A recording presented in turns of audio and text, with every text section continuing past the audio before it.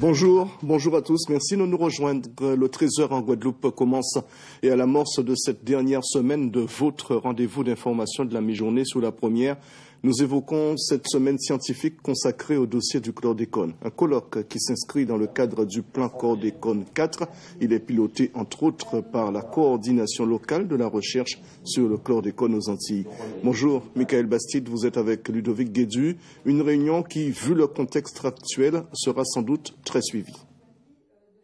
Bonjour Alex, nous sommes effectivement dans cet hôtel du Gosier où a débuté ce matin un congrès scientifique sur la chlordécone.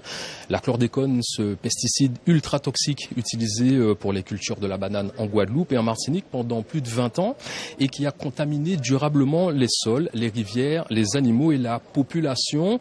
Un dossier qui cristallise la colère et qui fait couler beaucoup d'encre sur le plan judiciaire. Samedi dernier, à Pointe-à-Pitre, le collectif Lionnage pour dépolluer Guadeloupe affichait sa volonté commune de ne pas admettre le non-lieu vers lequel la justice se dirige dans cette affaire du chlordécone. C'est dans ces contextes donc qu'a débuté ce matin un colloque. J'ai avec moi Madame Magali Le Sieur Janoyer. Présentez-vous s'il vous plaît. Je suis Madame Magali Le Sieur Janoyer. Votre fonction? Je suis l'animatrice du Chloreta, le comité local de la recherche sur la chlordécone aux Antilles. Alors dites-nous, quels sont les enjeux de ce colloque qui débute ce matin en Guadeloupe?